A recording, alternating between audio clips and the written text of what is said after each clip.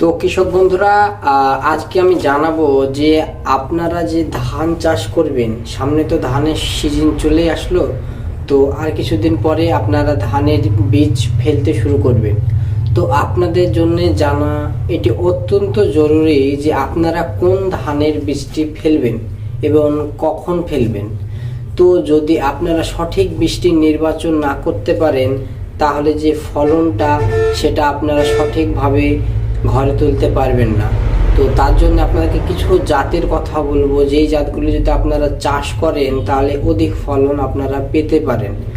তো আপনারা দেখছেন growing green success YouTube channel এবং আমি আপনাদের সঙ্গে আছি রানা। তো চলুন ভিডিওটি শুরু করি। তার আগে চ্যানেলটি যদি নতুন হয়ে থাকেন, চ্যানেলটা অবশ্যই সাবস্ক্রাইব করে রাখবেন।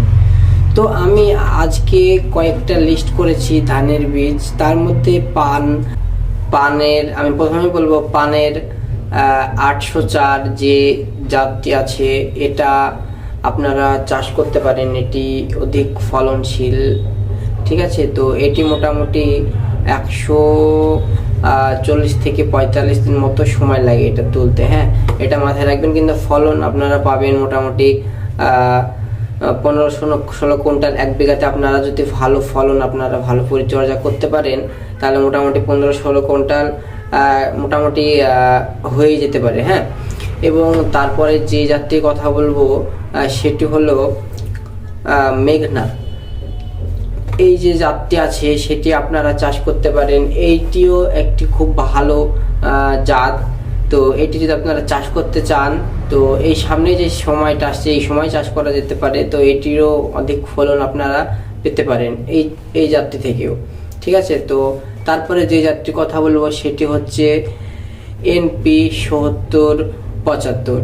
তো এই জাতটিও এটিতেও ফলন আপনারা তুলতে পারবেন। এটিও সময় মোটামুটি একটু বেশি লাগে তুলনামূলক, ঠিক আছে। চালগুলো মোটা, আমি যে জাতগুলি কথা বলছি এই চালগুলি হচ্ছে মোটা চাল, ঠিক আছে। এগুলো একটু সময়টা বেশি লাগে, কিন্তু হ্যাঁ ফলনটাও খুব বেশি পাওয়া যায়, ঠিক আছে। আপনারা মোটামুটি এই যে আমি জাতগুলো বলছি এটার বীজ আপনারা মোটামুটি সামনে এই জ্যৈষ্ঠ মাস যখন চলছে, জ্যৈষ্ঠ মাসের শেষে আপনারা এটা ফেলতে পারেন।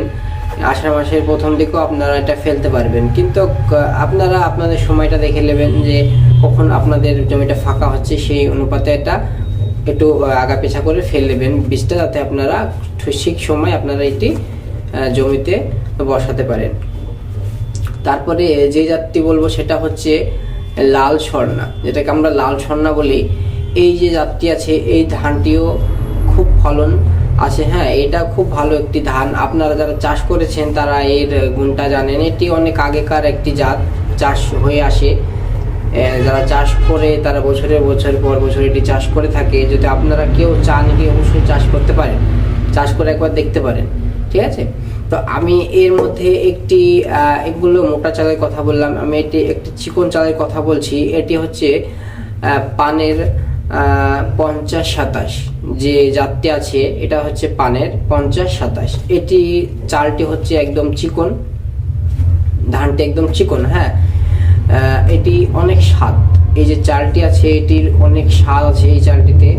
আপনারা যদি মনে করেন একটু ফলনটা কম হলেও চলবে, কিন্তু আপনাদের চালটি মানে ভাতটি যে ঝরঝরো এবং এটা স্বাদের যদি বলতে পারেন, আপনারা যদি বাড়িতে এটা খাওয়ার জন্য লাগান তো অবশ্যই লাগাতে পারেন। এটির ভাতের স্বাদটি খুব ভালো এবং চালটি একদম খুব চিকন এবং ভাত ঝরঝরি, ঠিক আছে। তো আপনারা এটি যদি নিজে খাওয়ার জন্য লাগাতে চান তো লাগাতে পারেন, বেচার জন্য লাগালেও লাগাতে পারেন। এটির ভালো দাম পাওয়া যায় বাজারে। হ্যাঁ, মানে যে মোটা চালগুলো হয় তার তুলনায় এটার দাম অনেকটাই বেশি থাকে মার্কেটে। হ্যাঁ, তো এটি যদি লাগানো ইচ্ছা হয় তো লাগাতে পারেন। কিন্তু একটা জিনিস কি, হয়তো ওই মোটা চালের মতো একটু ফলনটা কম বেশি হতে পারে। হয়তো মোটা চালটা একটু ফলনটা বেশি আসবে এবং এই চালটায় একটু ফলনটা কম আসবে। কিন্তু একটা জিনিস আপনারা সুবিধা পেয়ে যাবেন, সেটি হচ্ছে এটি খুব অল্প সময়ে ধানটা আপনারা কাটতে পারবেন। কারণ এর সময় সর্বোচ্চ 115 দিন লাগে। এটি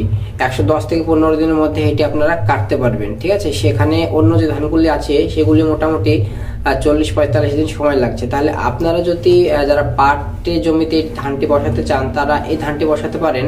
তার কারণ একটু স্লো যদি বসান তাহলে একটু তাড়াতাড়ি কেটে ফেলতে পারলে ওদিকে যে ফসলটা আপনারা করবেন, গম কিংবা যে কোনো যে সবজি রবি ফসল যেটি আছে সেটি আপনারা একটু আইঘর বা লেট হবে না, নামলা হবে না, একটু ঠিক টাইমে আপনারা ওই যে ফসলটি সেটা করতে পারবেন। এটা একটা সুবিধা এখানে দেখতে পাওয়া যাচ্ছে।